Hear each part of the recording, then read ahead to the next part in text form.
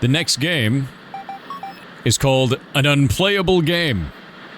Yeah, it's a little bit of white noise in the backpack there.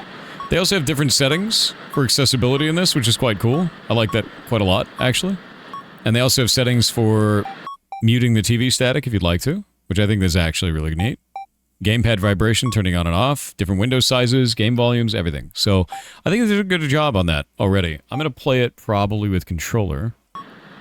Whoa, that's a neat menu. Wait. Oh god, no. Oh no, god. Oh dear god, this is gonna be hell. I can't... Oh no.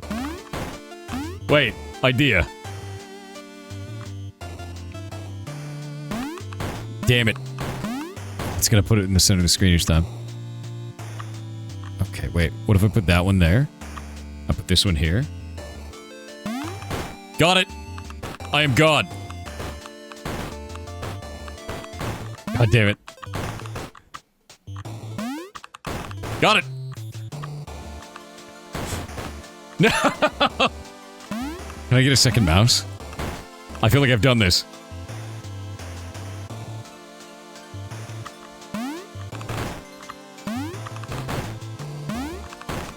Yes! The blue button is run. How do you...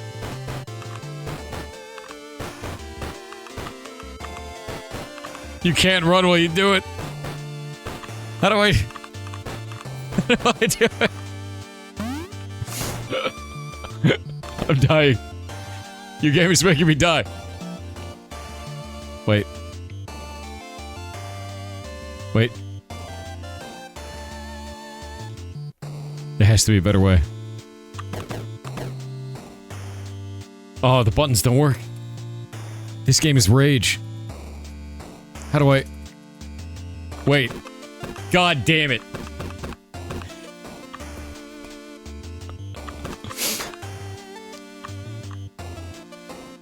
Oh.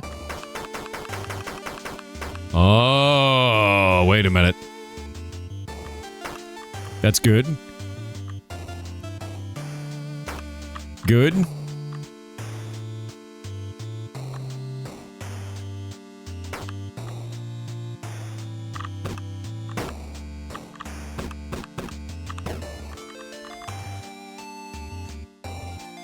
We're going! It's like a Tash speed run, dude.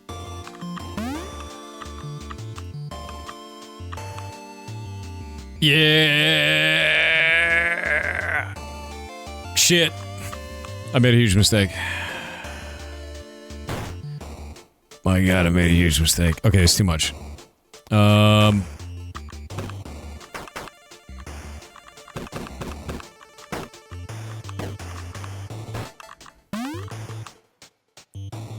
Alright, alright, alright.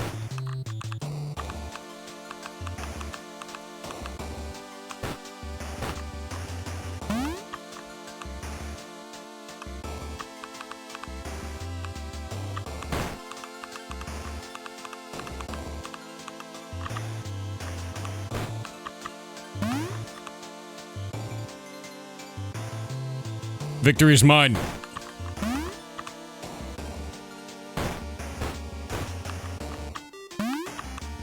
Oh shit.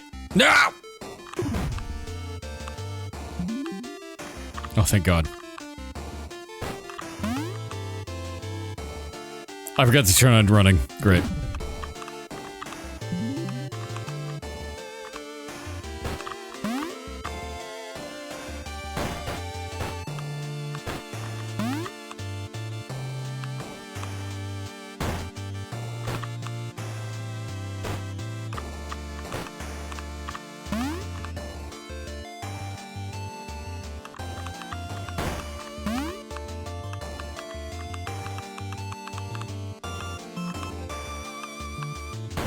Wait. Made it.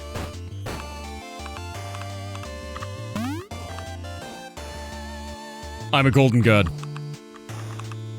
But I wanted to call this out, just to let you guys know, this is a free game. This is a free game and has developer commentary in it if you'd like to see that. And I think that's fantastic. It also says, proudly made over the course of 140 hours of human effort. The trailer was made at 120 hours, but it had a lot more bug fixing and polish afterwards. This game contains no generative AI output. The AI was not used in any capacity during the game's construction, so they've called that out specifically. The game is free. It is fully free to play. And I think that this is cool because it's showcasing, and it says here even, the game explores the impact of accessibility settings through a short playable experience, forcing players to confront exactly how it feels to play an unplayable game. The reason why I found this game to be important, one of the reasons I wanted to have you on as a dev, is that's something that I tell the community all the time, is to do things like adding controller support and being able to add things like controller remapping, because people with physical disabilities cannot play a game without that, in many cases. This game kicks ass. You're awesome for making it. Now let me struggle to play it some more.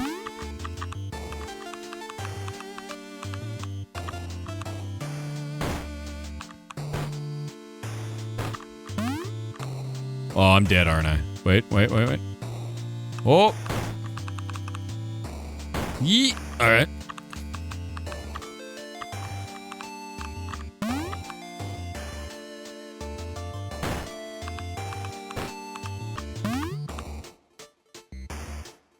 Don't even need it. Cleared.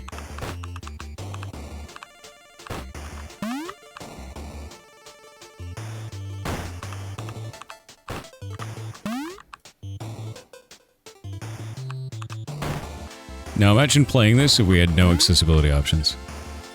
Like imagine doing that, right? Where you could only press one button at a time. Very cool game, dude. Shit!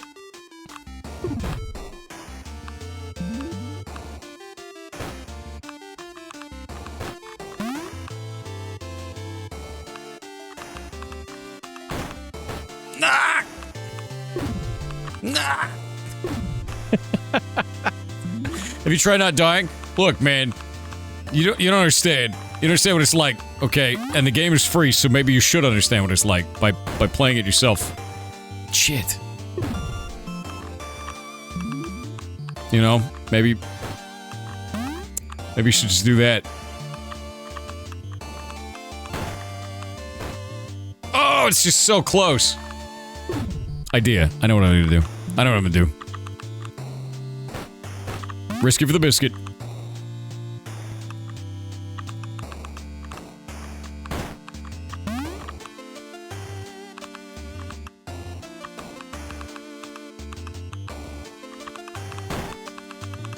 Boss.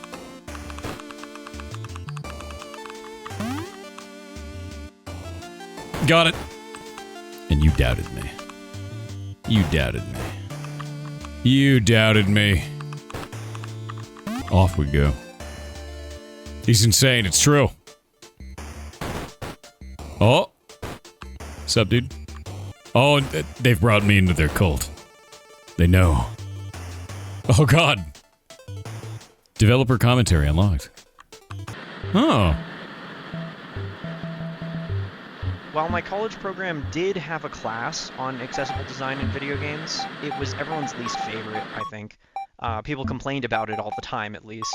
And, like, of course, building accessible games is a lot of work. It's hard. But for a lot of players, that extra effort can turn an unplayable game, haha, right, into an unforgettable experience that they couldn't have had otherwise. And that's what it's all about, right? Making and releasing games and art. Putting them out there and having people experience them. Accessibility helps more people experience your art, experience what you've made. It's important. Hi, I'm Ben, the developer of an Unplayable game. I'm currently going by Yamako on the net and making games under the name ./badgames.zip.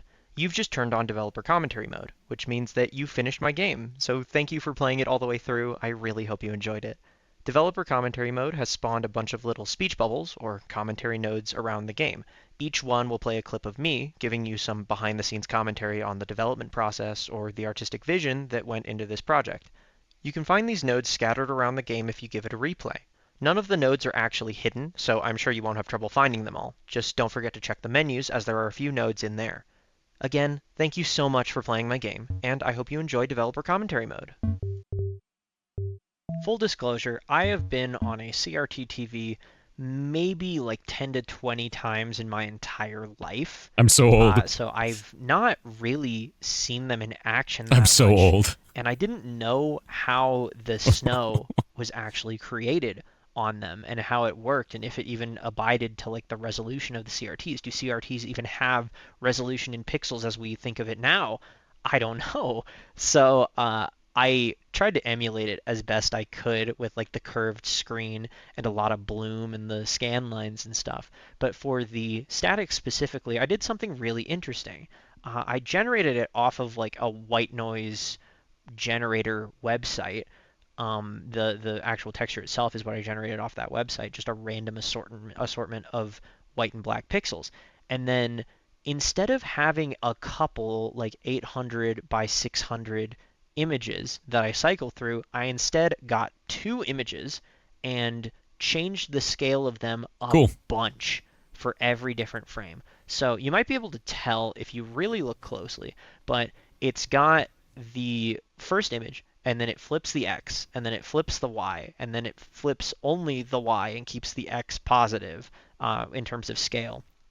And what this allowed me to do is get those different frames of flipped images and just order them in a way that you're not seeing the same image flip multiple times because otherwise it would look like it's spinning and it's really weird.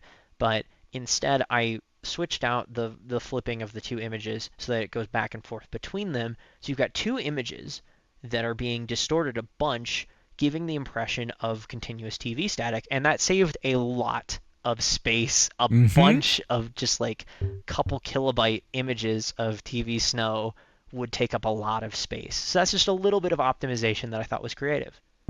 Yeah, no, that's awesome. That's really cool. And I'm old now because you're like, I've only been in a CRT for 10 to 20 times in my life. That's it. My bones fell out. Thank you. Thank you for that. I know this font is overused everywhere, right? Yes, it is. It's VCR OSD. It's like free and it's royalty free. You could just use it. And it's used in so many analog horror things and just general modern horror things. And I'm going to be completely honest, there's not a great reason to use this. It's overused. It's not unique. But ever since I saw Marble Hornets when I was in school, I have always wanted to use this font for something. And this game's vibes are like close enough that I can use it as an excuse to use the VCR font. So That's fine. I realize that the letter spacing is weird. It doesn't look that good, and you see this goddamn font everywhere. I had to use it, man. I had to use it. I've been wanting to use this font for so many years. I'm glad you used it. That's hilarious, to be honest with you. And you're right. It is used everywhere. This is the only post-launch commentary node in the entire game, and so I'll give you fair warning that you should probably listen to this one last. It's also the longest. This is the only post. So the game's title is in all lowercase. Why is it in all lowercase? Well, I've made games that have had like an all uppercase title before, and it's very eye-catching for sure, but I didn't really make this game to be eye-catching or to get sales or clicks or whatever. I made it because I think the topic is really important, and it's a really personal topic to me.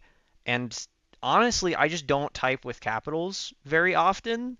Like the vast majority of the time, I'm just in all lowercase. So it felt fitting to make the title of a game that's so personal to me in subject matter have an all lowercase title. You know, it feels like I'm the one saying the title, if that makes sense. That's interesting. It's weird to me. Now I want to know why. I had a number of different titles that I was going to use for the game. I originally went with accessibility is important, and then there was also the importance of accessibility, and musings on accessibility in games, and a ton more like that, right? That just tried so hard to get the point across within the title, so that as soon as you see the name of the game, you understand what the point is, kind of like a YouTube video. But I've realized that number one, naming it an unplayable game gets you intrigued. It's a little bit more clickbaity, but also it gets the point across. I'm not trying to sit you down and be like, hey, we're talking about accessibility. I want you to experience how unplayable an inaccessible game can be. And so calling it an unplayable game is, I believe, a really good way of getting that point across and getting a player in the headspace to think about playability in games and really reckon with how bad an unplayable and inaccessible game feels. Completely agree with you. Entirely so. This was my first time going through and actually making a settings menu with stuff like changing window size and volume and all It was that. rough, wasn't And it? it was really interesting because not only do I have to make this settings menu in the main menu, but I also have to make it in the on-screen game, which means that there's different kinds of interactables in order to change stuff. Obviously, the main menu has these sliders that you can see, but the 2D game only has buttons because it needs to be completely navigatable with the on-screen controller. So I had to change up the logic for how all of these settings are actually modified, which was really hard because I'd never made settings like this before. So I was learning how to change volume and how to make all of the different sounds be under the same volume mixer thing and how to change the window size and stuff like that. And I had to learn multiple ways of displaying and interacting with those settings as I was doing it, which was hard, but I believe I've become a much better developer because of it. I'm now a person who can implement these settings in a variety of ways really, really easily because it is simple, but I had to push through those difficulties, and now I've got a really flexible tool set when it comes to developing the settings buttons specifically. So I don't know. Sometimes when you make something and it really sucks to learn how to do it, you're growing as a person, and that's pretty cool. I remember the first time I had to build menus, and I made them. They were so easy to make with mouse and keyboard. And then I was like, I have to put controller support in, and I had never done it, and it was really tough at first. So I understand that completely. I understand that story entirely, and now I can do them very easy. So same thing. You got to get through it once, and then you know how to do it. Let's hit play, and then... The TV in this game was a hassle and a half. It's made in Unity, so I had to learn a lot of Unity-specific shit on how to, project a camera's output onto a texture on a mesh, and that was really annoying. I don't feel like I really internalized a lot of that information to use on future projects, and that kind of feels bad, but in reality, I don't think I'm going to be doing a TV within a game that's showing a game that you can play ever again. That's so specific that I think it's okay that I kind of barely made it to the finish line. It works, and the systems are so isolated they don't break everything else in the game by being horribly architected. It works, and I'm done, and that's what matters. Sometimes that is all that matters, is that you got to the finish line. Yep. No, 100% agree. When designing the level for this game, I tried to introduce concepts to the player as if they'd never played a platformer before, because when I messed around with the timing assist setting and found that time only moves when you move style of gameplay, it completely redefined how I played platformers. Instead of this dexterity challenge, as it would be if you had access to the typical expected controls, instead it's a spatial puzzle where you have to figure out what inputs to press and when in order to navigate different kinds of jumps. And because that's so different to how you would normally approach a platformer, I thought it would be a good idea to reteach all of the different platforming elements, like a tiny hill that you can jump over that has no risk whatsoever, and a longer jump where you have to hold the right D-pad the whole time and you have to hold the A button throughout the entire jump to get the maximum amount of height.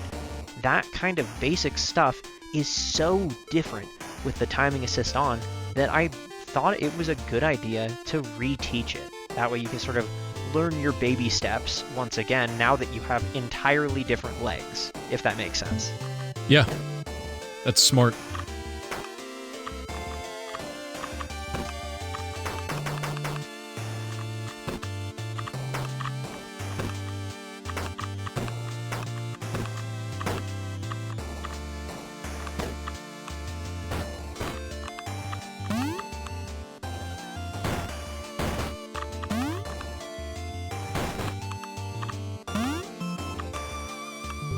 Now, in a lot of platformers, there's the concept of coyote time, like Wile E. Coyote from Looney Tunes, where you fall off a ledge, and for a split second, you're able to hit the jump button, and you'll still jump as if you were standing on solid ground. That is so that you can sort of have a little leeway with your timing when you're making a jump off a ledge. With the timing assist in this game, you have all the time in the world to line that up, especially if you turn the game speed down. You can get right up to the edge of that ledge. So I found that if I included coyote time, it would be so easily exploitable and break a lot of the delicate balance of the jumps in the level. So yeah, I just didn't include it. And also that saved me a good bit of dev time, let's be real. Makes sense entirely. Try to wiggle.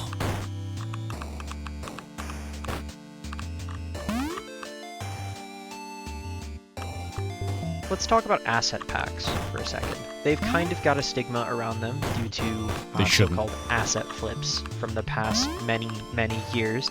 But as you can probably tell, this pixel art on screen is so good, it's not mine because I suck at pixel art and animation. It's actually a wonderful asset pack called Midnight Forest by Archon Aspect on itch. And I used it because obviously developing the skill of being good at pixel art and being good at animation would be valuable, but it would take a lot of time. And what I really like doing is coding and designing and putting everything together. I just wanted to make a little guy run around on the screen. So I went and used this asset pack to let me get back to the parts of development that I like.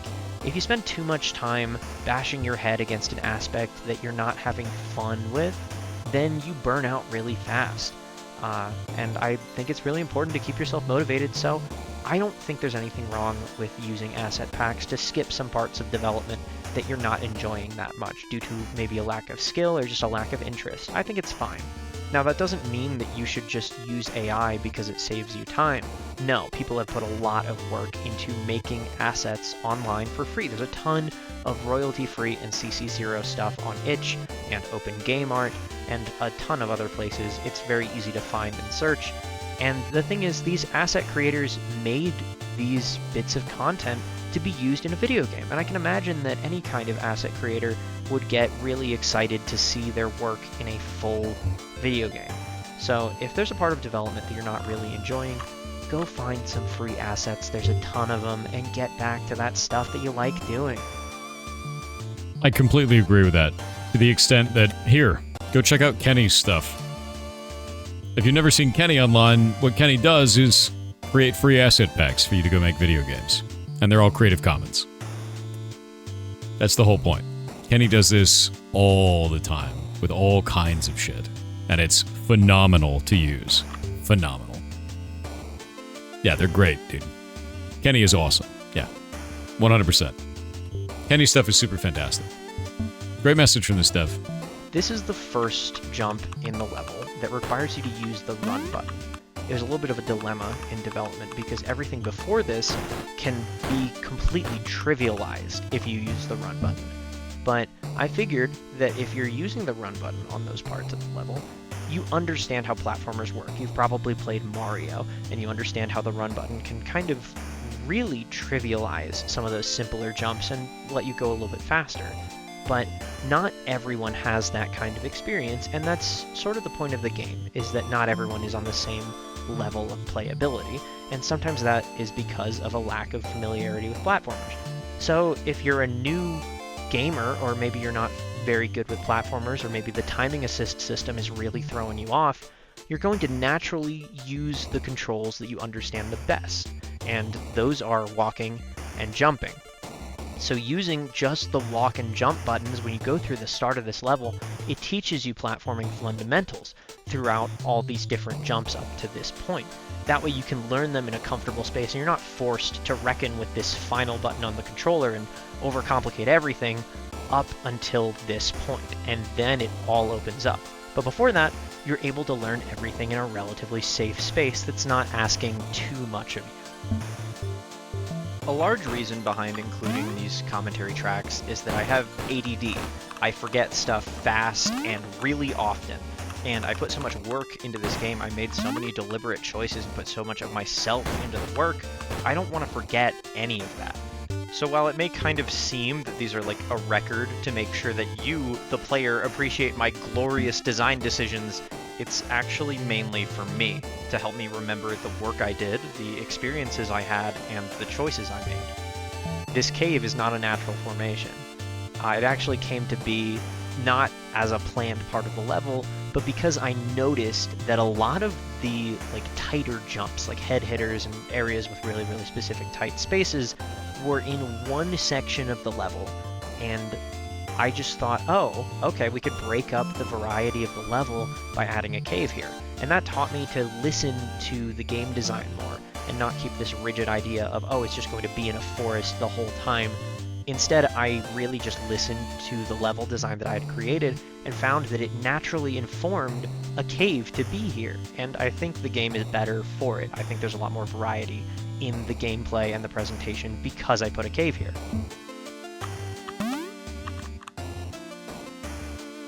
Ah! I thought I could cheese it. I was a fool. A fool. Ah!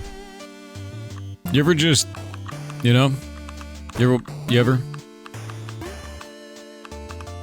I have no idea where this node is going to be because it barely has to do with the game, but I wanted to talk about my system for maintaining my posture and health as I work. Obviously, when I'm working like 10 plus hours a day on this game, I'm going to be sitting a lot. So what I did is I set a timer every 20 minutes, and every 20 minutes I got up, I walked upstairs, and I looked out the window for a full 30 seconds at a building across the street. And it was probably creepy. I hope no one saw me, but I did that every 20 minutes because there's the 20-20-20 rule where every 20 minutes you should look at something 20 feet away for 20 seconds.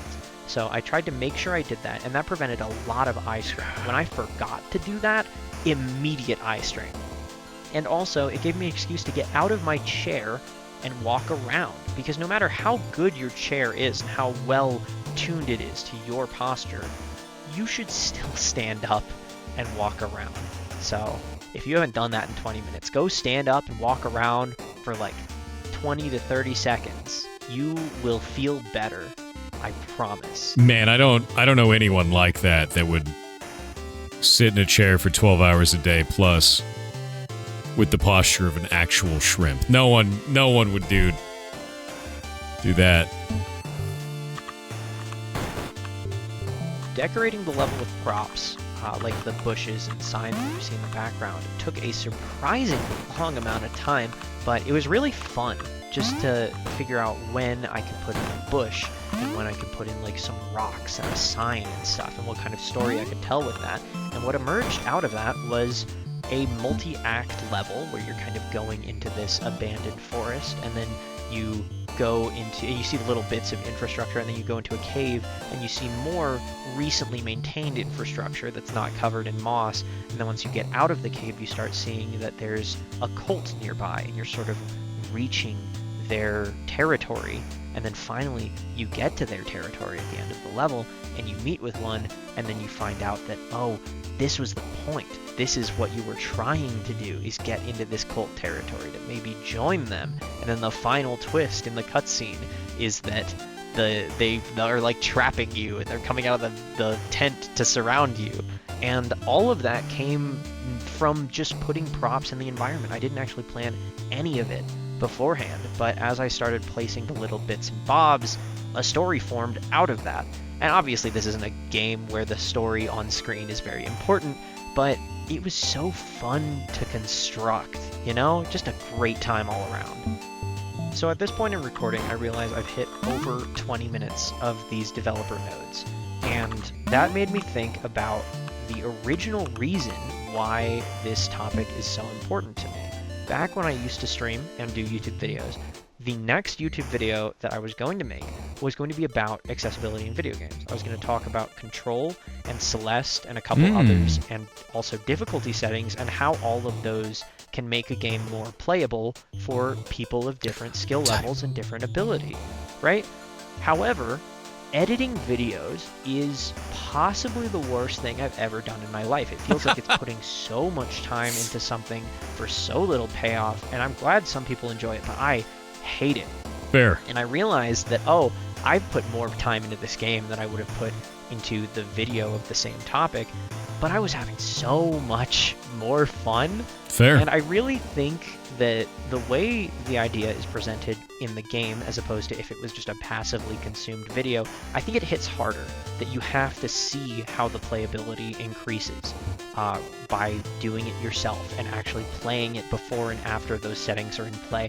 I think that hits a lot harder, and hopefully it makes the point stick with people a bit more. I think anytime you are teaching someone something, gamifying it is the best way to do it. Put it in their hands. Let them experience it. Because if you can do that, it will hit home so much more. And it's funny, too, because, like, I've learned a number of things in my life because of that. I'm a programmer. I learned how to type because of Mario Teaches Typing. I never would have known how to use a keyboard. Like, it was Mario Teaches Typing that taught me that. Gamify that. Gamify learning concepts, even if it's concepts like this. Do that. Teaches people things. 100%. So since this is my first solo released game, I feel like it's a good time to talk about why I developed and released it under the name Bad Games. Obviously, I'm not trying to make low-quality games. I put a lot of work into the one you're playing right now. Instead, the name is meant to just be very upfront that the quality of the game isn't really the point.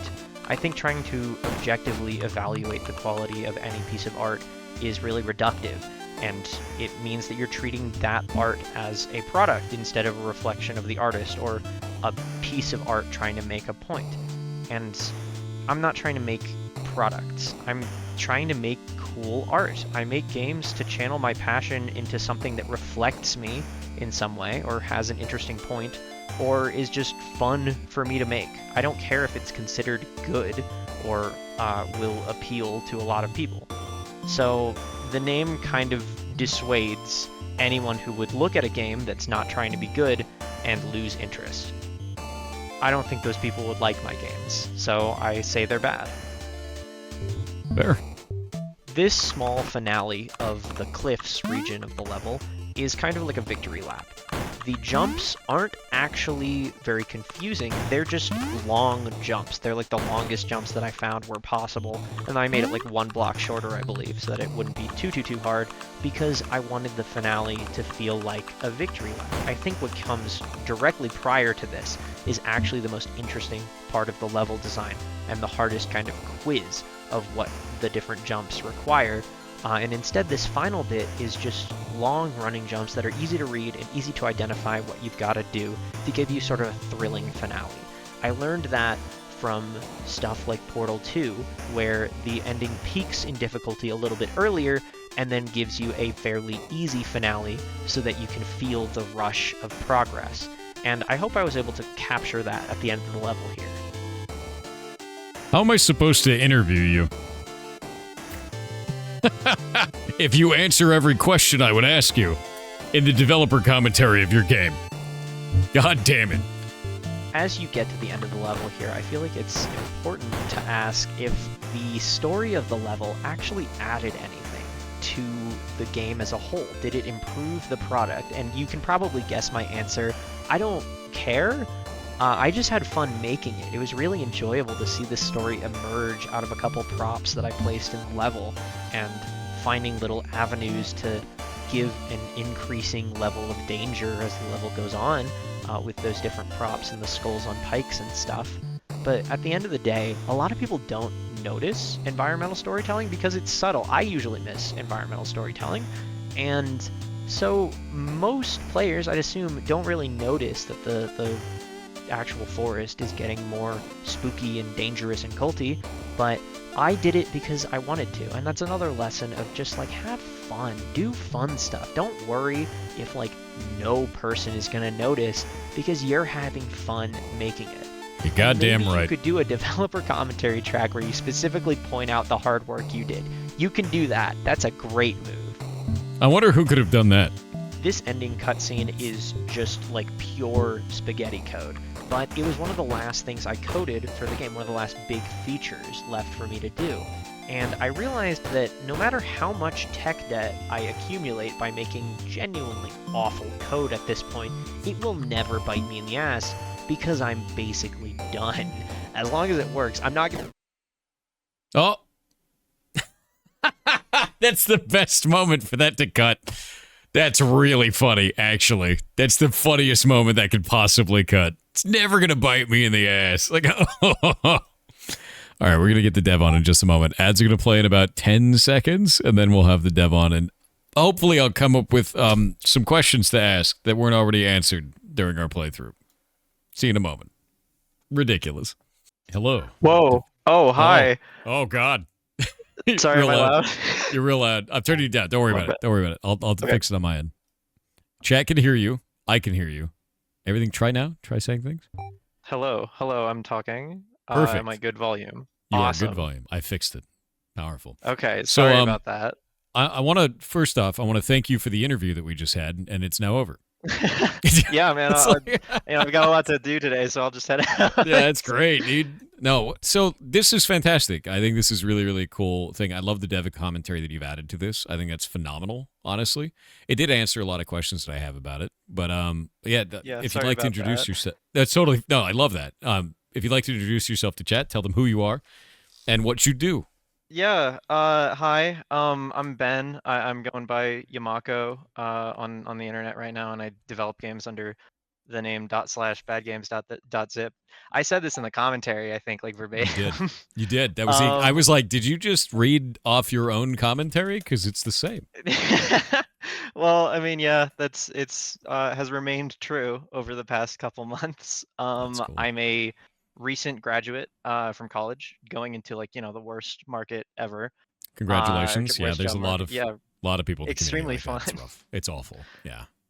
Um, I feel bad honestly because it's one of the worst markets I've ever seen for anyone in games or IT or in any type of tech position. It's terrifying. So yeah, a lot of the people I graduated with are just, doing grocery or retail or something. yep, It's it's rough. It's anything to make real ends meet, bad. man.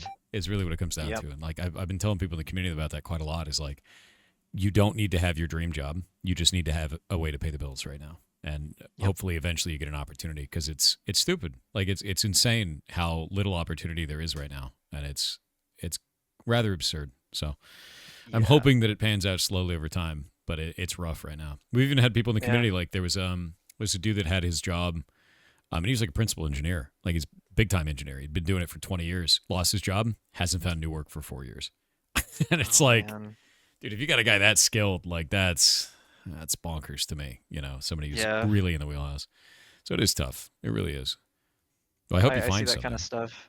I Yeah. mean, so what I've been doing since I graduated, because I graduated last December in Mm-hmm. 2024, and I've just been doing, I kind of like just have been doing freelance game development for people.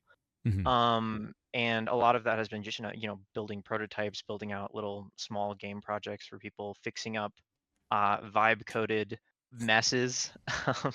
Yep. So that's been the bills. But on the side, I've been trying to really start, making real full indie games because I went to college for computer science and game design and development. But yeah, just kind of just kind of doing what I can when I can. So I am really interested in that subject because one of the things that I talk to the community about a lot is don't replace your critical thinking with AI. Don't replace your creativity with AI. Learn from it if you want to, like learn new subjects from it, but don't wholesale replace yourself with that. You said that you do vibe coding cleanup. So being a vibe coding repairman, is that a common thing that you have to do? And can you talk about that a little bit? I can talk about it a little bit. Mainly, I Not love specifics, teamwork. right? I was here for that Oh, earlier. I love teamwork. I love I teamwork, love guys. teamwork. Yeah. Big teamwork guy. Yeah. It just it I don't often find it myself like specifically coming online for that kind of stuff or Hmm. coming on board for that kind of stuff. It just kind of happens where like, oh, this new system needs to be integrated, right? And then I'm looking at it, I'm like, oh my God, what is happening? Yeah. And then you fix it up, integrate the things, add the new system, do my job. So, and then sometimes I've had different gigs where I've had to like specifically fix up vibe coded stuff. Mm. So I don't know. What specifically do you want to sort of know about that? I'm kind of interested because we we had a situation pretty recently where we had a company that we're going to be doing some cool stuff with, and they sent me some art that they were going to use for it, and they said that the art was made by someone in house. They didn't realize that person in house was actually using AI to generate all of the art. They had no idea because they weren't artists, right? So I'm trying to basically get a litmus test on how often do you see that, and is it like super common? Is it kind of an uncommon thing to see vibe coded garbage out there? And do the companies even know when they hire like a programmer that that programmer is using these types of tools to just build messes effectively? I, well, I guess my experience for it is sort of filtered through like the gigs that I get and all Yeah. that, right? This Where is a the lot of the only time, mirror I have for this out in the world for now. Yeah. yeah. So I don't know how it is like in industry. I know in like my last year or so of college, I went into a lot of like team things where Mhm.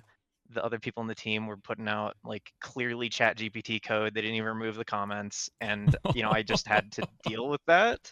Oh, Um, so uh, again, not very like reflective of industry, and that was also when yeah. AI generated code was just starting. But I'm typically working with like, like the idea guys or people with like a design document and a little prototype that they put together. And a lot of the time, like that prototype or those systems that they have at that point are like vibe coded because, they've got the concept and they're trying to like put together something to show to publishers and they're not like a coder. Mhm. Um, and that's sort of when I run into it, right? It's just people that, wouldn't be able to make this without the Yeah. AI sort of boxing themselves into a corner because of how the AI decided to code their stuff. Yeah, I think that's the biggest concern that I always have. Where I tell people, I was like, use it to learn, but like you said, you box yourself into a corner, and then you're like, I can't fix this. I don't know what to do, and they don't have enough knowledge that they've learned through that process to do anything about it. And that's rough. I think it's a really rough position to be in. Yeah, overall. From a dev and current Yeah. PM, I see a lot of vibe coded messes, maybe 1 in 5 apps from your clients. That's wild. That's a lot higher than I anticipated. I assumed it'd be like 1 in 20 kind of a thing, but I didn't realize it was that common. It does make it more more easy, I guess, for people to go and build messes like that. But yeah, it's magic 8 ball coding. You never know what's gonna happen. And I feel It's- like a lot of the time, some of these apps that are like vibe coded just wouldn't exist yeah, without the AI doing it because the person doesn't know how to do it. So I feel like that's also sort of skewing the percentages of yeah. how much of this stuff we're seeing now. I agree with that entirely, and I think the biggest thing is as long as you're learning something, it's probably fine. Like that's just learn from it. But if you're like, I'm just gonna make the AI do it and walk away, like now you gotta hire a cleanup crew. You have Yeah. no idea how it works. Yeah. Oh, but no, that's really interesting. Thanks for letting me know about that because like that's been I haven't been able to ask anyone about that so far. Like that's Yeah. really Yeah. fascinating. In And of terms course, of it's oh not like I sorry. no, go for it, go for it. I know it's not like a full, rounded picture of how the industry is doing all this stuff, but yeah, I'm glad to share what I can because I do run into it a little bit Yeah, more often. the thing is at the end of the day is like you can't get all of that from one person. There's no way to. So I try to find out as much information as I can about anything I'm fascinated in from like as many sources as possible. So it's good to find out, man. Like it super is. I am also really interested. Where did so you talked in the developer commentary quite a lot about everything, right? But where did your love of accessibility settings start?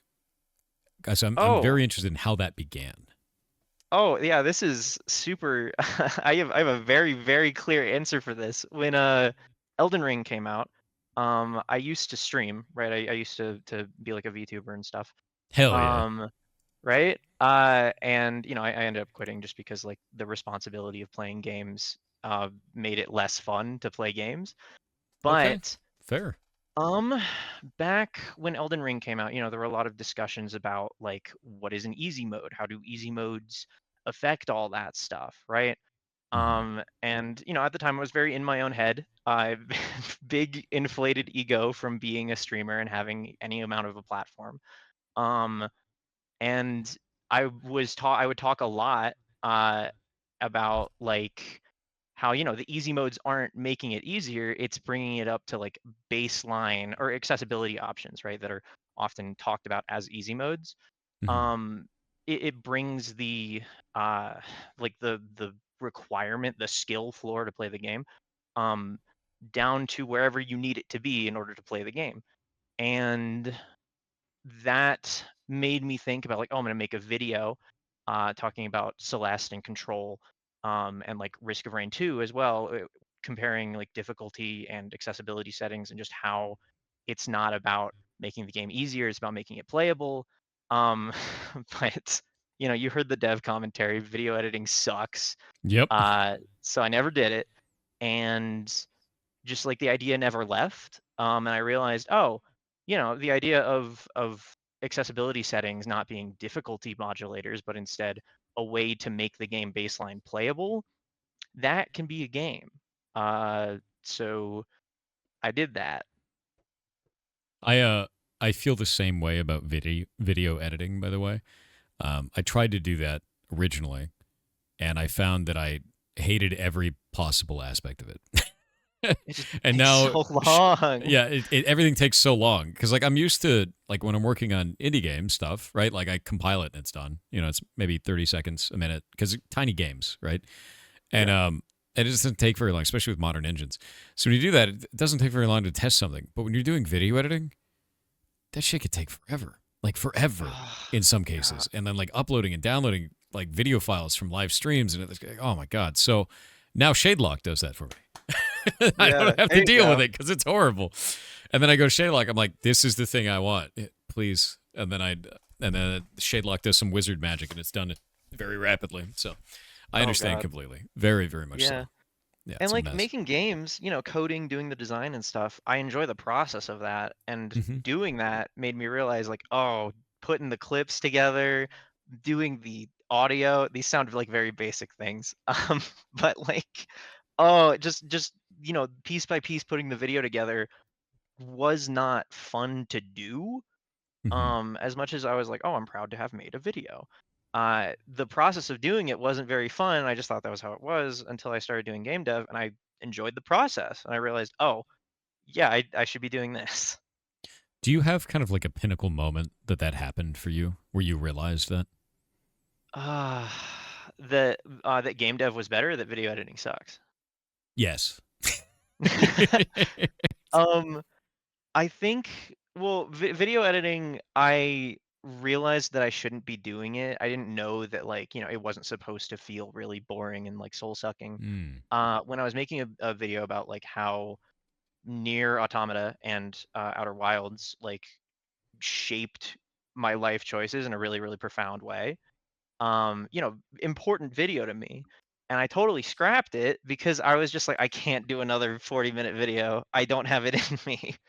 Um, and I think when it comes to game dev, it was probably the settings menu, just something that would seem so nothing, so boring, busy work. You'd assume, like I would think a gamer would assume that it's, not a very involved process, but it was so technical, making all the things work, and audio converting it from logarithmic to linear, so that it, the sliders make sense. I was talking to someone about that in chat. Um, that seemingly boring task being super fun, super engaging, super interesting really hit me like, oh, it's fun, dude. Game dev rocks. Hell yeah. No, that's awesome. And that's the thing is I love that because there's always a moment where you're like, I don't know if I want to do this or I'm going to do this forever. And I think that a lot of people don't get that kind of feeling right away. And then they kind of bail out of something. They're like, oh, I don't know. I didn't feel anything when I did that. It's like, no, stick with it for a minute until you feel something, whether it's like, I don't like this or I want to do this. Like, play around with that until you get something out of it, I think. And it's rare. It's rare that you just like really, sync up with something. So that's cool to hear, man. That really is cool to hear. Yeah, because I've made little game projects for college, and I've done game jams before.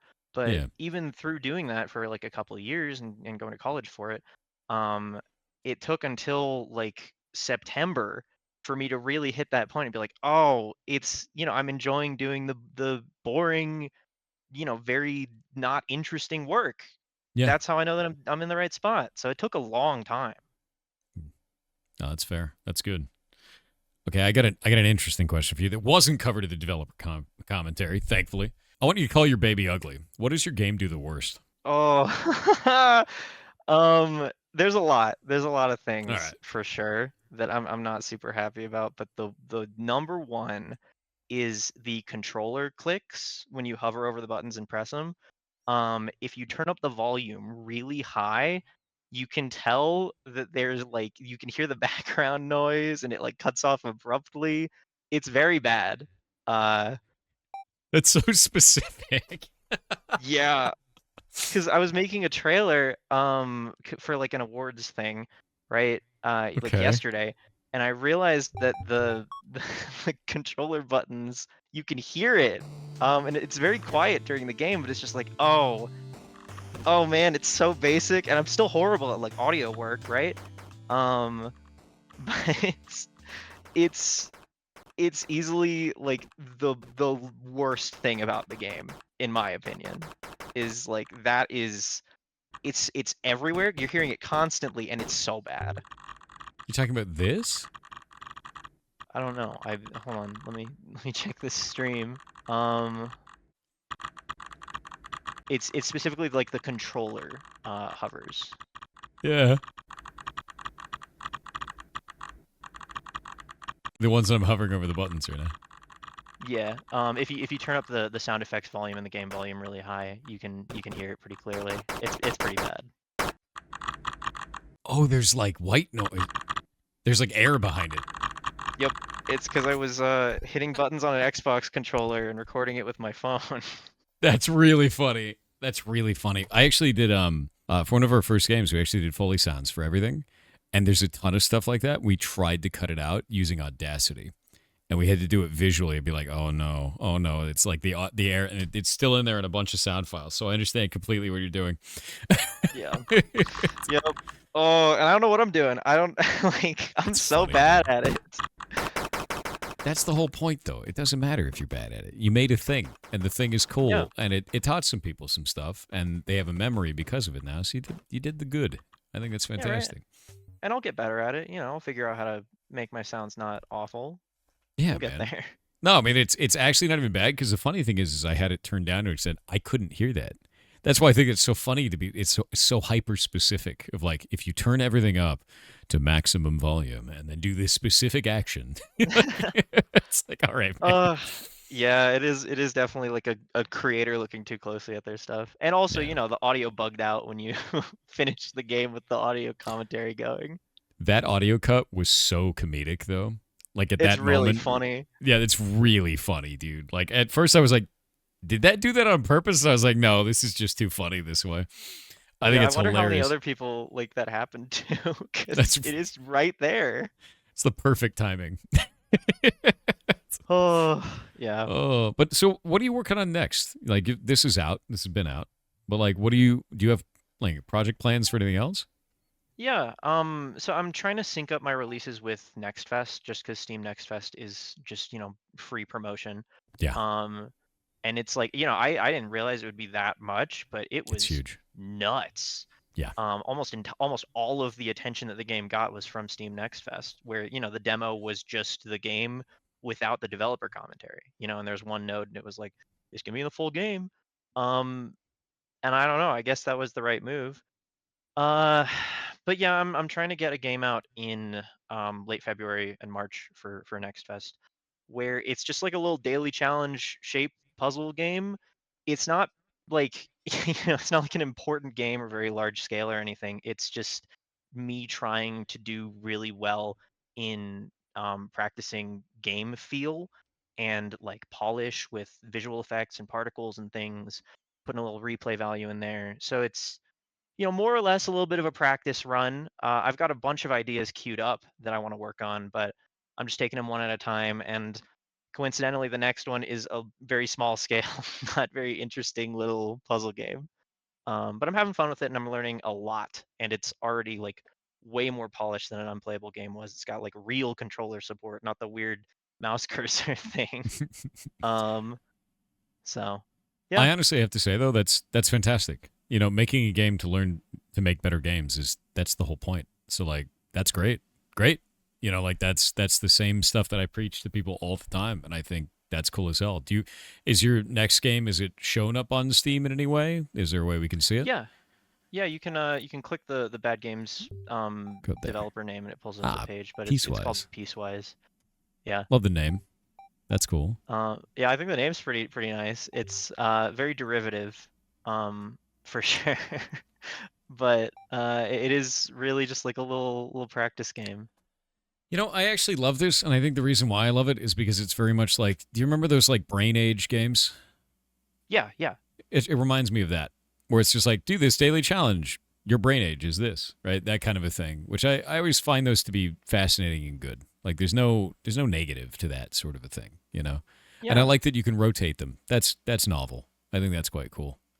right? I don't think I've seen that. There've been a bunch of weird control schemes that I've been messing with, and the Mm. rotation mechanic has killed a couple of them, just because there's not enough room on the keyboard Yeah. for all the different buttons you gotta hit. Yeah, I find that to be quite cool. I think it's really well done. And like Thank you.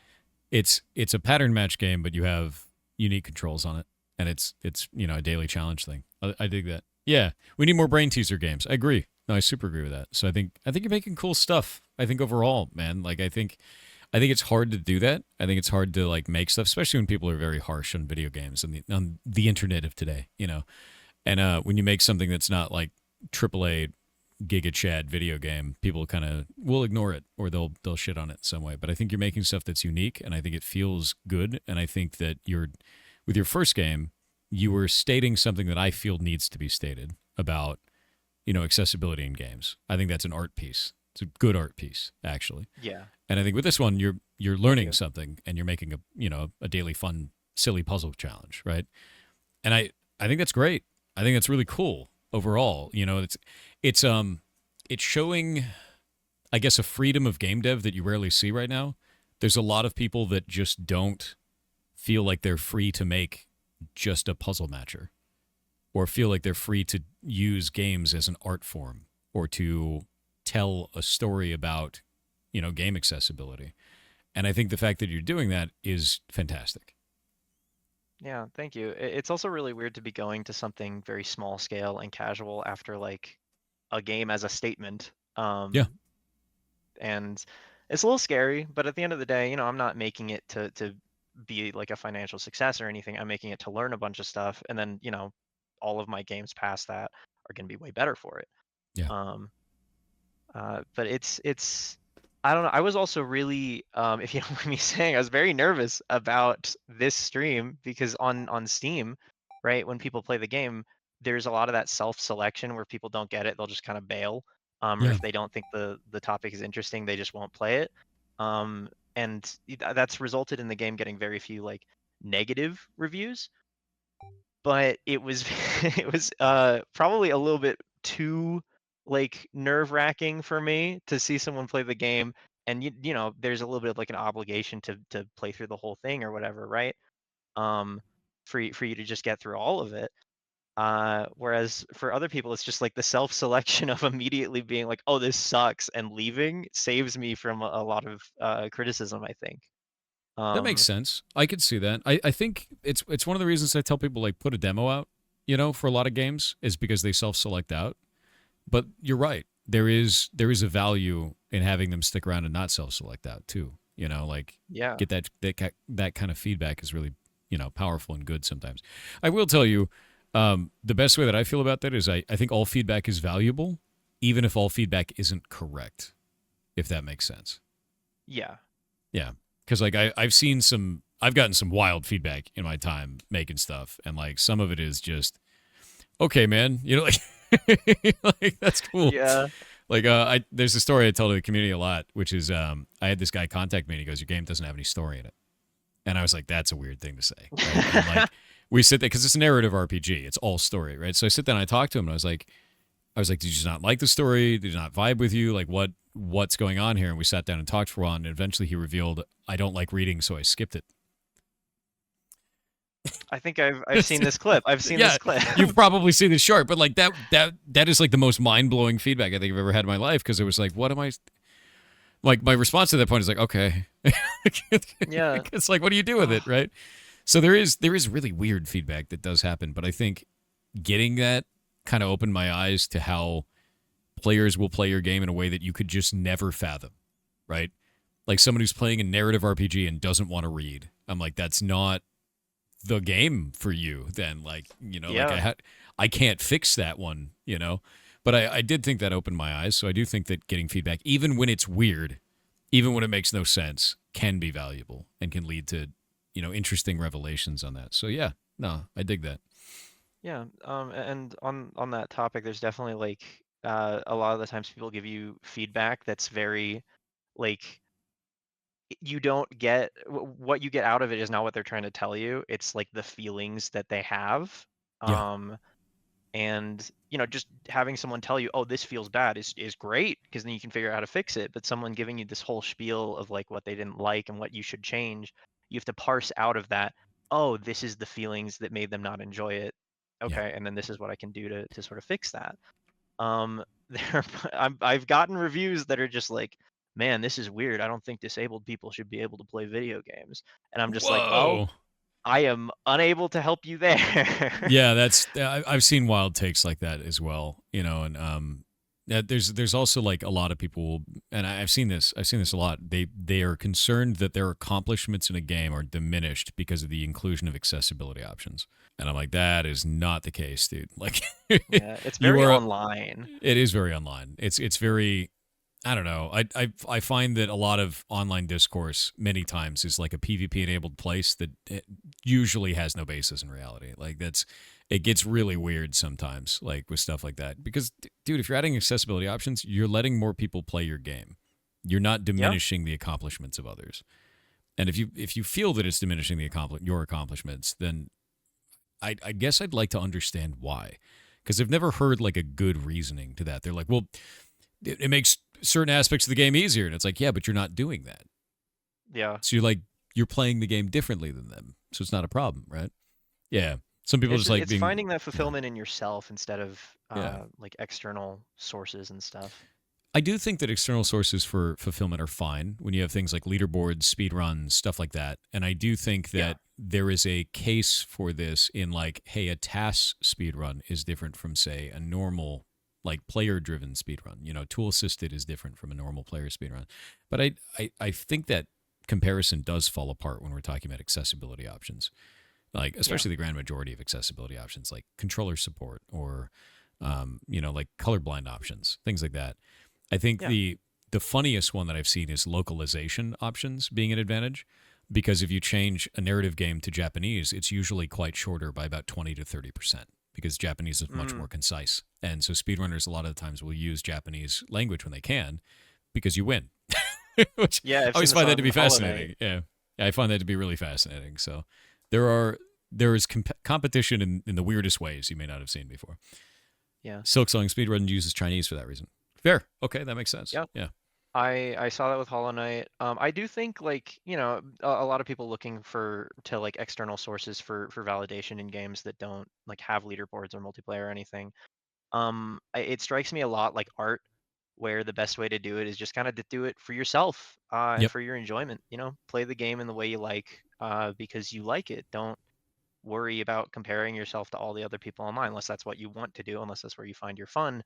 But I feel like a lot of people getting mad about accessibility settings are not, you know, they're a little in their own head with it. And I don't know if that's going to change. The conversation sort of pops up every couple of years, no matter what. Yeah, I think it becomes a popular topic once in a while. And I don't think it becomes a productive topic despite being popular, if that makes sense. Yeah. Because it usually wraps back around to people saying that they don't want someone with disabilities playing their game. And then that wraps into some people go, well, I don't care about that. I just don't want my game experience to be diminished because it feels like my accomplishments are less. Dude, it's funny. Not. Nothing's happening. There's actually a comparison you can draw for that. I remember when Looking for Raid was included in World of Warcraft, which is the story mode version of raids. Effectively, they're very simple doesn't. There's very low stakes. People still get gear in that.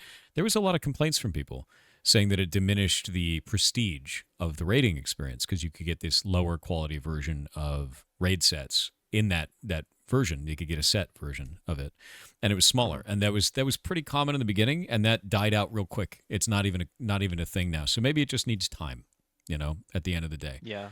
it might just need time before people go, this doesn't matter. Like, just put the accessibility options in the game. In fact, I've seen a more rising tide of people saying, do you have accessibility options in this game? You should.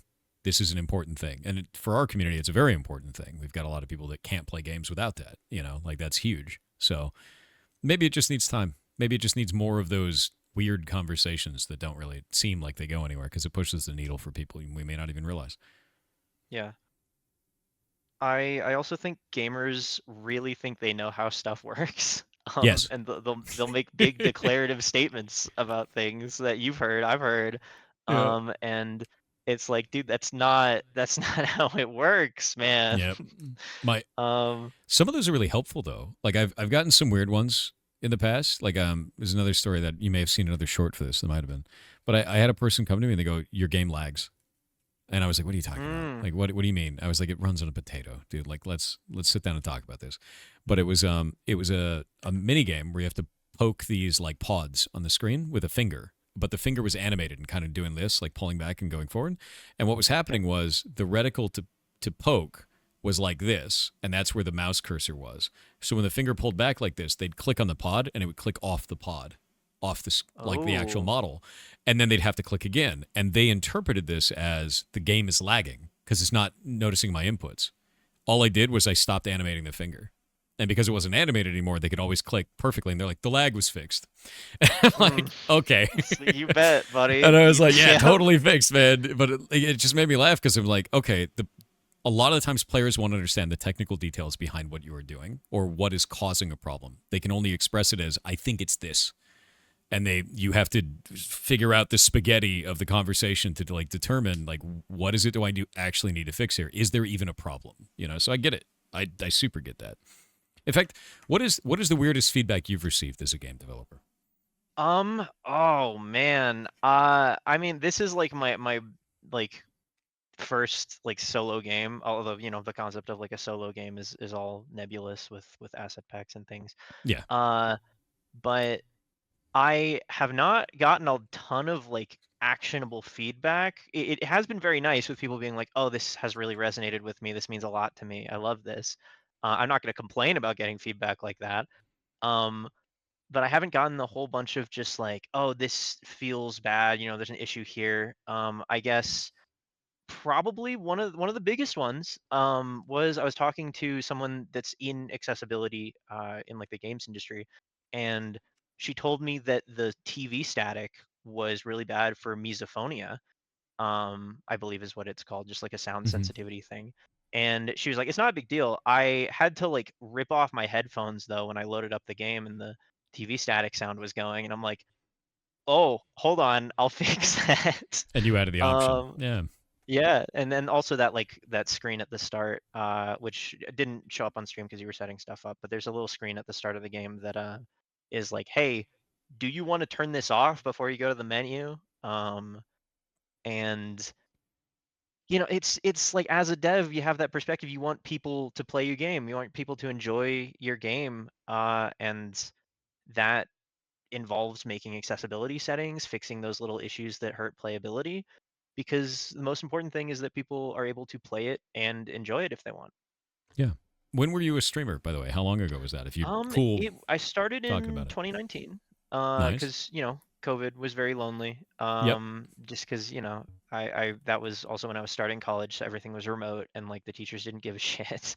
Yeah. Um, so I streamed a little bit and then got a little bit of traction, made some YouTube videos. They did pretty well. I have one that I think just hit 1 million recent. It's not good. But That's great though. uh, Yeah. but I stopped about when they changed the tag system away from like Ah. predefined tags. I think I stopped a couple weeks before that.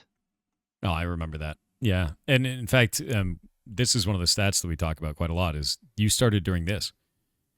This is when COVID happened, and that's the total viewership on Twitch on my stream there. And it shows like how much The this graph platform or the exploded during COVID. Like, and they just, most people didn't yeah. leave, you know?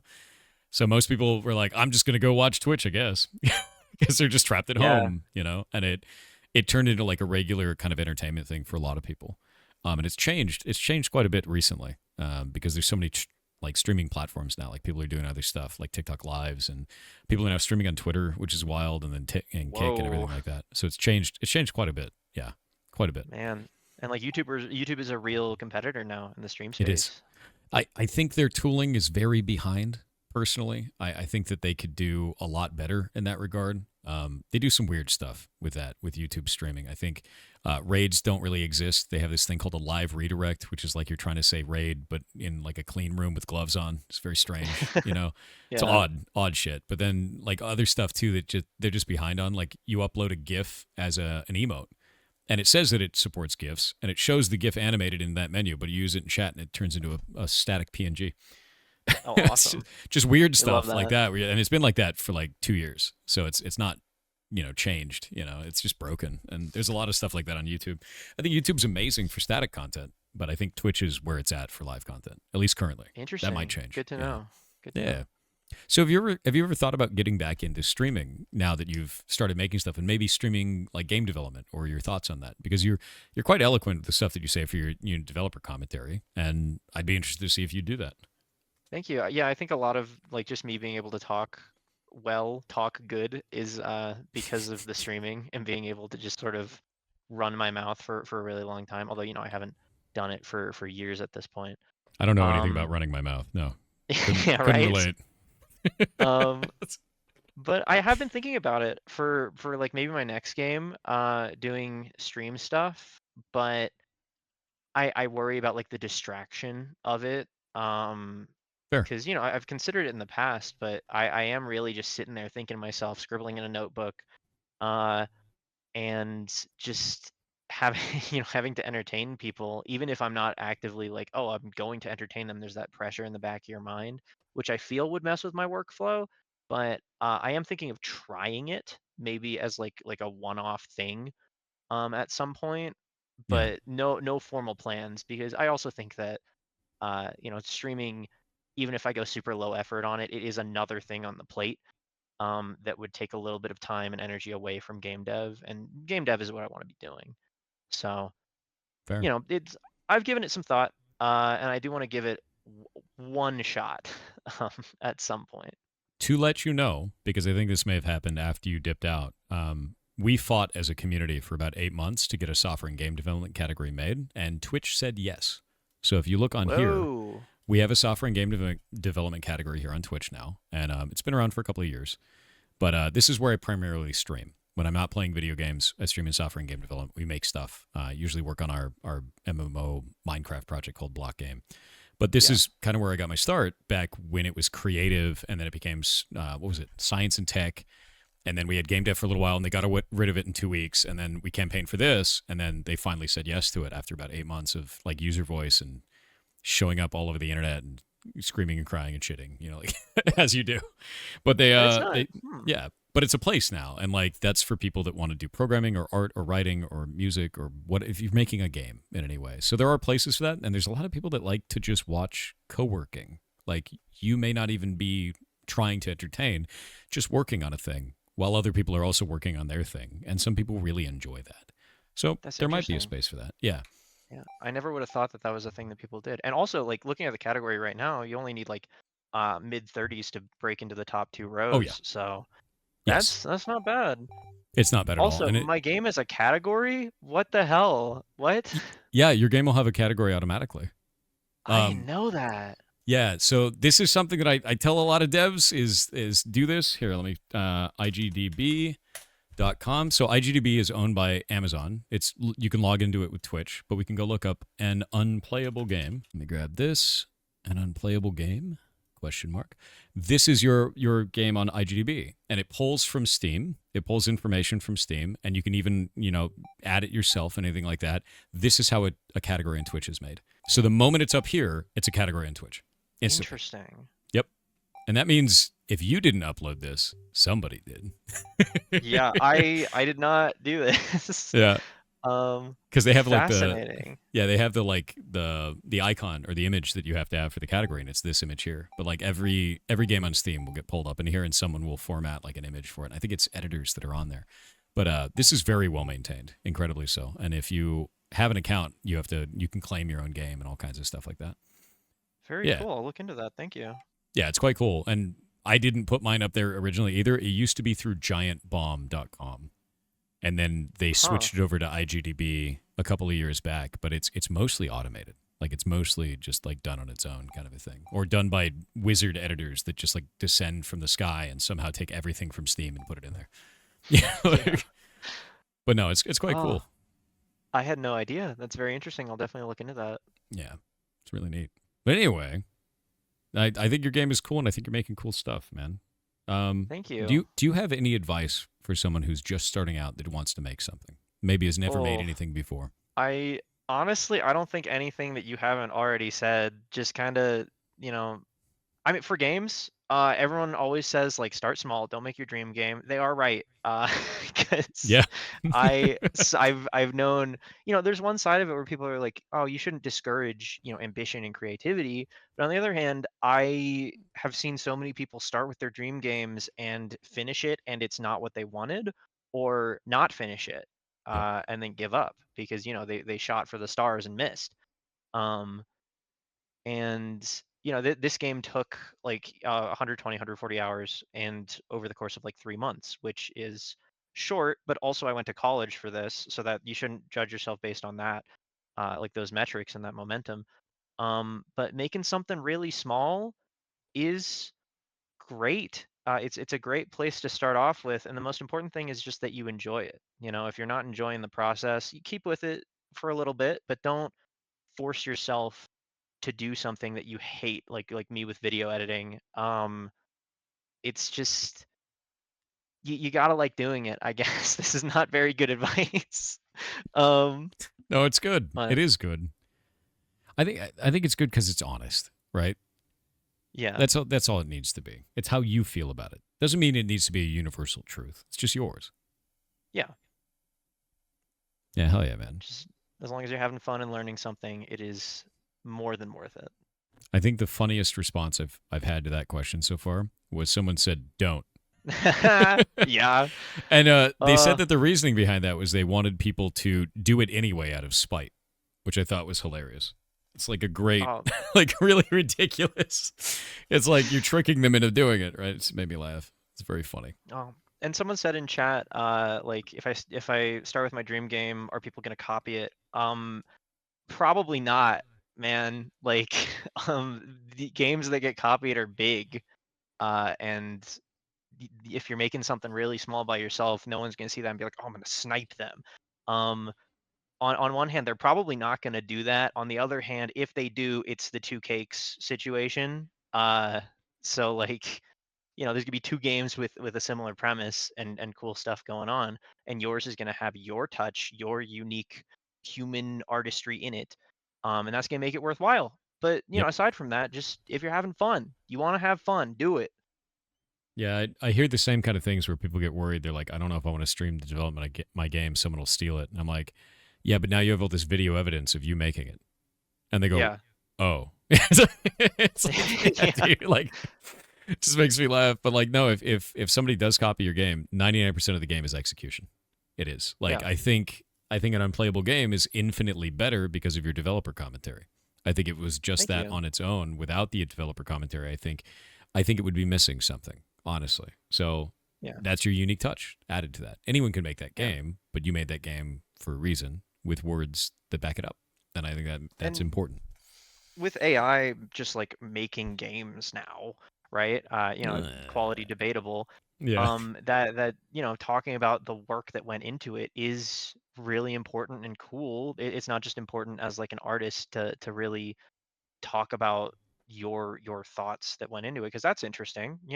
Just on a baseline level, it's really interesting to think about how, or to hear about, how stuff was made. But that human creativity is really important to people now. So I really tried to lean into that as just like, yeah, AI is putting out stuff, but I made this one. Yeah. No, heck yeah. I think there are a lot of people that lean towards that too. There's kind of two trends that I'm seeing in social media right now around AI usage, which is accuse developers of using AI or artists of using AI when they didn't, which activates a mob of people, or Yeah, get mad about AI being used in any capacity whatsoever, and then that creates a mob of people. But if you're making something, you're like, I made all this myself. It's only positive. I don't see any real negatives from that. There is a lot of polarizing kind of feelings in that field, and it is kind of a minefield with it. But I don't see anyone really mad when you're like, I made this. I'm an artist, right? Like it's just not. exactly. It's hard to be mad at that, right? You're like, okay, cool, sick. Yeah, like maybe a couple people will call it like pretentious, but Yeah, people get upset with AI usage, and they don't that no one's going to be getting upset at AI usage if you don't use AI. So, yeah. you know, And it's funny too because no matter what you make, someone's going to call it pretentious. That's how art works. absolutely. Yeah, you It's just just got to not worry about it. yeah, be like, all right, cool. That's it, man. In any case, we're almost at time, but it's been great talking with you. Like your game is Yeah. cool, you're cool, and I can't wait to see what you make next. I love the puzzle game you're putting out, even though it's a simple thing for you to learn from. I love the reasoning behind that of making something just for the fact that you learn a thing by doing it, and that's Yeah. great.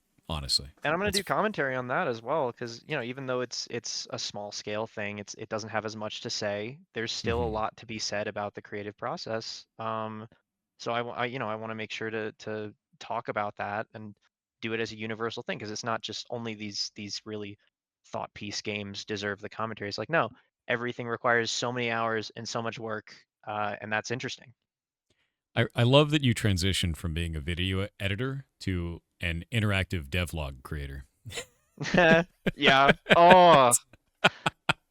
And then I try to do devlogs, and it's just like no editing. I'm gonna record a clip in OBS and just dump it That's the game, out. dude. Your game is an interactive devlog, and that's hilarious, and I love it. I Yeah, think it's a really cool model, and I think anything you ever make, I think that you have a style here that's unique to you, and I think it's really positive and helpful and teachable to people. So like, just keep doing that because it's neat. Like I thought that was great. It added a lot to the game. thank you. And I'm glad you said that because it's also like as a holdover from me doing streaming and content creation, there's that variety thing where you don't want people to come just for the game. You want them to stick around for you. Yeah. Um, so just hearing that there like is a distinct style that's not just like, oh, it's an interesting game, that means a lot. And I'm gonna keep trying to lean into that. Yeah, there was a lot of people in chat that were saying like W based W like so like the moment we were like going through the devlog, it was very apparent that your character came through. So like yeah, that's good. I think it's really That's very positive. reassuring. Well, heck I yeah. guess on that note, before you fully wrap up the segment, there are a couple more logs in there in the settings menus um, that I don't know if you're gonna go see them. And then there's also that big final one on the main menu by the font toggle. But yeah, there's some in the settings menus. There's some in the settings in game as hmm well. So if anyone wants more of me talking, it's in there. Yeah, yeah. I'm gonna click this one, and then we're gonna watch it or listen to Okay, it. which One of those. The last one, the big one that I oh skipped hell yeah, before. the entire game. And There we so go. I'll give you fair warning that you should probably listen to this one last. It's also the longest, so. In the month or two since I finished an unplayable game, people actually played it. I was hoping to eventually hit 10 reviews on Steam, but now 50 reviews is in sight, and that's so many more than I'd ever imagined I'd get. But more importantly, I've gotten feedback regarding, ironically, accessibility. Now, the topic of the game is really, really important to me, and so I wanted it to be playable by as many people as possible. But as much as I tried to cover all my bases by launch, there were some accessibility issues that I just wasn't aware of, and I'm only aware of them now because of amazing player feedback. Thank you, Harp, Carrie, and Active for that. And I think the font toggle here is the narrative culmination of all that support. Every single person that played the game, shared the game, or talked about it. Because to tell you the truth, I cut this feature. Yeah, I had an alternate font planned for a long time during development, but I ended up cutting it because I thought it was beyond my skill level. I didn't even know where to start with a feature as large as that, not to mention that the game uses 3 different fonts already that I'd have to keep track of. So the game released without it. And I always knew that the game was worse for that, that my pixel fonts might end up being too hard to read for some people. And it kind of goes against the whole point of the game, that a little consideration of accessibility can make a world of difference to some people. And those people matter a lot.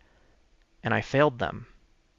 I don't necessarily blame myself for the lack of a gamepad vibration toggle or the TV static sound causing sensory issues.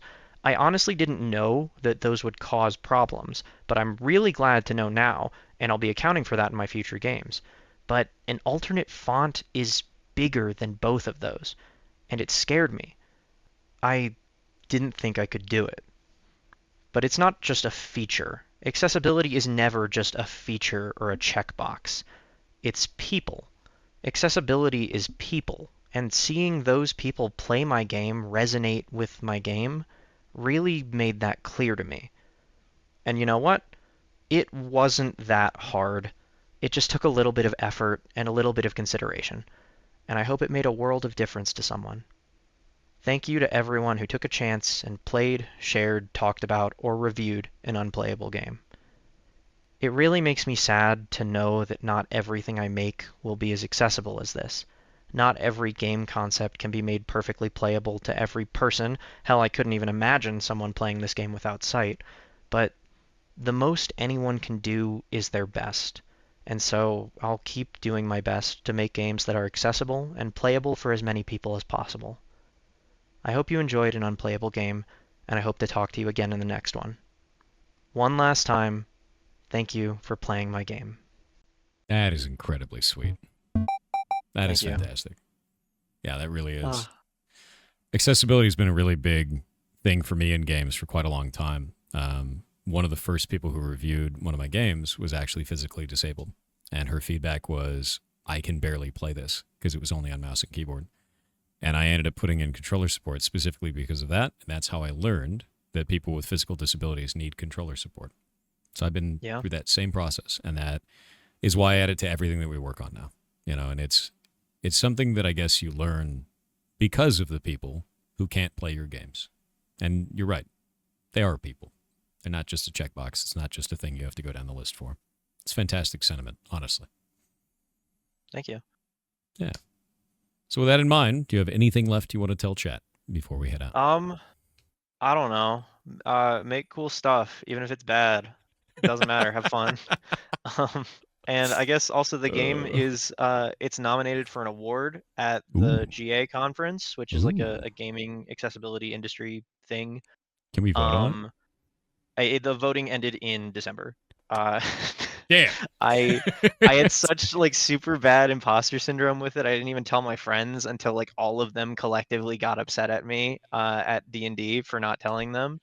You fool. Um, so, So you won, but right? that's I don't know. I don't. I'm Uh, Peak is in the same category, so I do think that because there's like any community voting component, oh, that yeah. it's going to come down to popularity. But it is a huge honor to even be nominated, and I guess there will be like a stream regarding that. I've been very busy, so I haven't been able to keep up with it. But I guess there's going to be a stream in January about it, and I'll know if I won then. I hope that even if you didn't win, right? I hope that they showcase your work because I think it is important Yeah, and quite good. Yeah. I got offered an ad spot for it for free during the live Oh, stream. So I that's made a huge. whole new trailer as of yesterday. Uh, and all the trailers on the Steam page are kind of funny because they just like have fake gameplay. There's a debug thing where you can just play it with like WASD, and it's not in the full game. You can't do it, but I used it for trailers just to trick people. That's really funny. So That's really funny. don't tell Steam. I think it's like very explicitly against their rules. Yeah, they're But I think definitely not going to it find adds to out the now art. that you've put this on video to thousands Yeah. of people. No, yeah, It's, absolutely. It's it's definitely not. fine. Technically, it could be possible to do what's on screen, Steam. It's definitely not misleading in any. It's possible technically. I think Yeah, you can do it with a draw pad with a pen. you might be able Um, to. yeah, I've heard people Osu trying to do style. that. I was using Yeah. controller and mouse at the same time, and I got over a couple of them. I So it worked. saw that. I Yeah. never even considered doing that. Oh. It's so reassuring that you had like the exact experience that I wanted you to have, where just like, you bash your head against it, you're like, "Oh, I can do it." And then you're like, what is happening right now?" And then you Like, how am I stumble into the supposed to do it? accessibility Yeah. settings menu. Yeah. I think it's funny because what it showcased to me was it became an incredibly frustrating and impossible experience that slowly evolved into something that was kind of fun and may not have been the original intended, but I got to go through the game and I got to see progression and I got to enjoy myself, right? And that's Yeah. exactly what happens to somebody who needs an accessibility option to play your game. Yeah. And that was And like, very clear. It's good. yeah. Yeah. And I made this one specifically so that, it was interesting. The jumps are hard enough that you have to like do really specific button inputs for them, right? And there's a little bit of Yeah. interesting gameplay there. Um, and that's like best case scenario. The game is sort of designed around those accessibility options. Not every game is going to do that. So it is like a little bit of a misrepresentation because, the gameplay could feel more or less worse if it's designed for the expected control scheme and the accessibility options aren't really considered there. um there wasn't really a second half of that. It's Just just that, rambling on. yeah, That's fair. That's yeah, fair. I designed it to be fun with them, but not all games are designed to be fun with those accessibility settings. They're just like, oh, this makes it playable, go nuts. Yeah. um but people find their own fun with things. I trust people to do that. So I think just putting those settings in there, even if you feel like it compromises your idea of what the game should be and how it should be played, uh, it's still worth doing because it's going from nothing to playable, and that's worth everything. Yeah. No, you're right. You're right. And I think it's a good message to have. Well, with that in mind, it has been lovely having you on. You've been Yeah. awesome. Your game is awesome. And thank you very much. Thank you so much for having me on here. It has been an absolute pleasure. Well, rock on. I will talk to you later, and I can't wait to see you definitely win that award, right? Definitely. You're going to be number one, number Yeah. one, beating everyone, I even think Peak. Yeah. I think Peak deserves something. They kind of didn't win best So multiplayer gracious. game. So gracious, you know? I like Peak. It's so good. It's a good game. Yeah. Yeah. All right. Well, thank you so much again. Absolutely. And I will talk to you later. All right, take care. This matters a lot to me. A lot of people may not realize this if you haven't been in the community a super long period of time. Shay, our artist, is red-green colorblind. Everything in our game Heartbound is built in that context.